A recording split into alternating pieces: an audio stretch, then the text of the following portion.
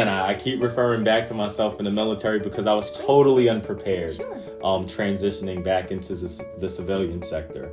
Now, for a veteran or a service member, how can they make sure that their skills and experience are going to be relatable to a civilian employer? Yeah, there's a couple great resources, Matt. Please tell us, because I was so lost. The first one is the website. It's onetonline.org, and we will have that down below in the caption, as well as the careeronestop.org. Both of these websites have specific sections on there to help military personnel, whether they are currently in the military or have transitioned out. They both have areas where you can put in your MOS and get the equivalents for civilian life for what you've done with your military experience. On onetonline.org, it's called My Next Move. And for Career One Stop, it's called the Veterans Job Matcher.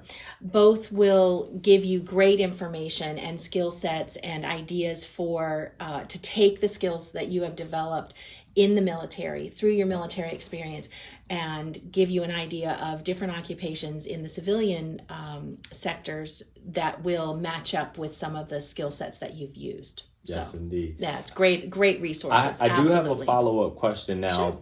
Matthew, coming out of the Marine Corps, 0311 infantry rifleman. I go to My Next Move and they show me all of these great skills, but now I'm noticing a trend. Let's say they're only showing me that I can be a police officer or a corrections officer. Now I'm kind of stuck. I'm just Matthew talking to myself and then listening to a computer. Where can our veterans go with assistance to translate those skills onto their resume? Great segue, Matt. I would absolutely recommend the first thing that anyone do is come into one of our CareerSource centers. We have dedicated staff who can help with resume assistance, interviewing assistance. We have some online workshops that you might be comfortable taking. We have one-on-one appointments that we can, talk with you about things and guide you through things, help you with focused job searching. There's a lot of great opportunities and resources at our career centers. We have one here in Daytona Beach, we have one in Orange City, and we have one in Flagler in Palm Coast. And any of our staff are ready and willing and trained and happy to work with any veterans who come into the center and eligible spouses. Is it true that all of the staff at CareerSource are vet reps? All of our staff are considered vet reps, yes. Excellent. So now Matthew is fully prepared, almost fully prepared, I would say. I looked in the mirror, I had some conversations, practiced my speaking, but now I'm ready to bring my best self. I came with a pen and pad, copies of my resume. I've done my research. I know the actual jobs that I want to target, but now there's one thing that's stopping me. I don't know what to ask these people at the career fair. So what are some questions that you think a candidate should or shouldn't ask when attending a career fair? I know a lot of people are uncomfortable with meeting new people and knowing what to say to someone they've never met before. One of the things I first recommend when you walk in is just to remember that while you're there looking for, the potential opportunity to be a new employee at one of these companies, the representatives of those companies are looking for people to bring on board. So they're not just sitting there, begrudging anybody who comes up to their table. They will be thrilled to have you come to their table because a lot of tables get nobody. That's just reality. And so don't think that you are going to be bothering them. They want you to bother them, okay? So the great first thing that you should do is just walk right up and introduce yourself and shake their hand. Thank them for being there today. This gives you the opportunity to meet them, and not everybody gets that opportunity. When you go through the application process, whether it's filling out a live application or a paper application, or whether you do it online, you rarely get the opportunity to meet someone face to face in that company who has the ability to make a decision about hiring or to get the first impression for a potential candidate. So I absolutely, just be yourself, be natural. Let them know who you are. Thank them for being there. Ask them some questions like, what do they like about working at the company.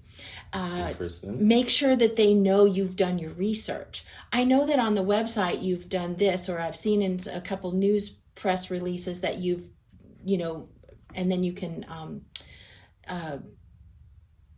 so sorry, you can reference, yes. you can reference the items that are that they are doing in the community. But then you can talk about the hiring process. You can ask about their time frame. You can ask if they're going to be making decisions, or is this going to be going to the HR department or another hiring manager. Ask how long they've worked for the company, things like that. Ask them for their business card. And that's going to come up in a minute when we talk about things to do afterwards. So little asterisks there. Indeed. Yes, Yes, indeed. Some definite things, though, not to ask, Matt. I'm sure that's probably where you were going. Is what does the company do? Don't walk up and act as if you have never heard of the company. How do I apply? I've made that mistake. What do I do to apply? How do I apply? You should know those things ahead of time. Don't ask about salary. Don't ask about benefits. Don't ask if they can put in a good word for you. Again, don't assume, and don't, kind of maybe overstep the line of that first impression and, where you're going with So is this a good question to ask? Mm-hmm. Hi, my name is Matthew. I see that you have this delivery driver position. Is it part-time?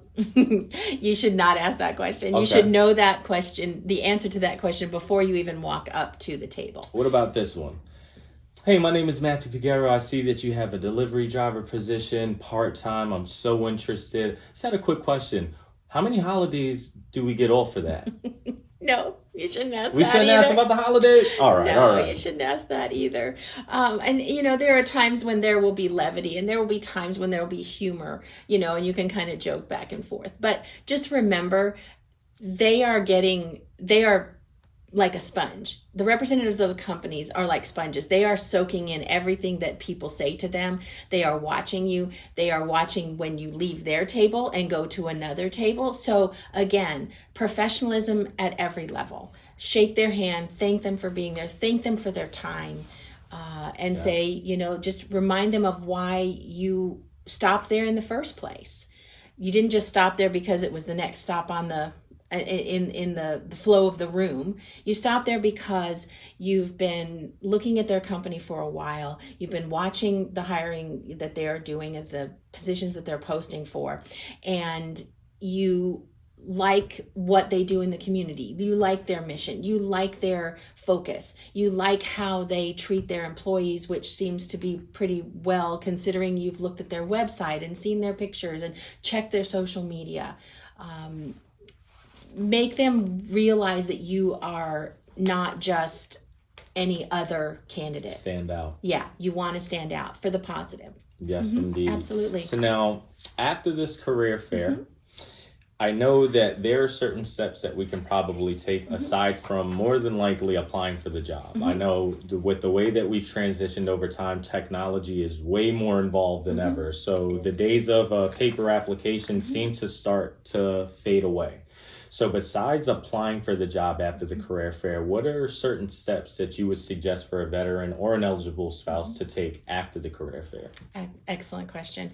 And I really like one of the things you brought up. So if I could, when you are getting the opportunity to talk to people at the hiring event, and you are getting more information, you might be on the fence about a company, but the fact that you've had a chance to interact with someone who works there, you've gotten a great feeling for them. Once you leave, if you haven't already applied for the positions, go home and apply for the positions.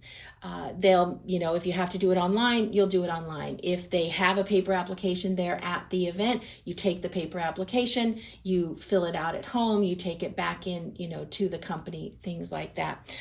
So absolutely, applying for the positions is key. Remember, I mentioned you should, ask them for their business card. Yep. And one of the key elements for asking for that business card is because afterwards you're going to send, within 24 hours, I would recommend you send an email, a follow-up email, specifically to everyone you spoke to. thanking them again for their time, thanking them for answering your questions, thanking them for any information or tips that they shared with you about the process, and reiterate your interest in the company. Let them know that it was worth your while to be there. Yes, indeed. I agree with that. Okay. Those are all great tips that you can take at your next career fair. Is it always going to be perfect? No, but this is why we make sure that we prepare ahead of time. And we're hoping that with these tips, that will actually prepare you for your next career fair. As stated earlier, November 3rd, we have our Paychecks for Patriots hiring event in Port Orange at the VFW Post 3282. And I believe that this conversation is going to help the next veteran, not just the Matthews, but the Army soldiers, the Navy, the Air Force, all of our branches. Is going to be able to prepare our veterans even better. So I definitely appreciate that. Yeah. So I actually have a couple questions for you, Matt. So I'm going to let you do some talking here. I have not had the opportunity to attend a lot of our hiring events, just because of responsibilities in the center, which is perfectly fine. But I know Matt has. Matt has a lot of experience being at a lot of different hiring events. So I want you all to get the opportunity to hear some of his great information. So my first question is, when you have been at a hiring event, did you recall any particular time that you watched someone who came to the event, whether they were a veteran or not, do something that you were very impressed with, that you noticed got them farther along in that application process? Maybe they got an interview from it, or something even more. Definitely. I can really think of one time which actually helped me out. That was listening to a veteran speak to a company about what they learned from research. So it wasn't just, hey, my name is such and such. They actually went and said, well, I looked on your website and saw that your mission statement says X, Y, and Z. What interests me is because that's a part of my long-term career goals. I see myself having the same vision, having that integrity, having that leadership. And that carried on a full conversation for about 10 minutes. That person was able to give their resume. I'm almost certain that based off of the knowledge that they had about the company and the position that they're applying for, they should have gotten the job. Probably a millionaire by now. But that was something that I can say left a lasting impression to that employer. Sure. That's a great Excellent. question. You got any other ones up your sleeve? I do, actually. So, working with veterans for as long as, I have, because I've been here a while, for as long as you have, because you've been here a little longer than the last time, that we've been involved in an event together. Talk about the resources that we have available here at CareerSource for our veterans. Well, we have a lot of great career sources. I can say a lot of the times I find myself assisting with resumes, interviewing skills. There are some veterans that aren't sure of the path that they want to go. So we have different career assessments that you can take to guide you in the right direction. We have the resources to refer people to jobs, but as you said earlier, it's more about the preparation. So for anybody watching this, not just the veterans, but, of course, with the veterans included, your number one resource will be CareerSource Flagler Volusia. If you're anywhere in Florida, you can find one of our CareerSource offices in different counties. So I would definitely encourage you to visit our centers. As stated earlier, we have a location in Daytona Beach, 359 Bill France Boulevard. We have one in Orange City, 846 Saxon Boulevard. That's in Orange City, Florida. Then we have one at 20 Airport Road in Flagler County. If you visit any one of our centers, you'll be able to have that resource. So that would be my number one tool is CareerSource Flagler Volusia. Excellent. Yeah. So it looks like we're starting to run out of time. We do appreciate our audience. For more information, once again, you can visit our website at careersourcefv.com. You can find us on social media, especially Facebook, by simply typing in CareerSourceFV. If you didn't get the time to catch it, have no worries. Included with this video in our caption, you're going to have the links provided to how you can contact us and take advantage of our resources. So once again, good morning, good afternoon, or good evening. I hope that you all have a great day. And please be on the lookout because the next topic that we're going to be discussing is resources available to veterans within our community. So we hope to see you on our next workshop. Thank you for tuning in. Thank you, everyone. Bye.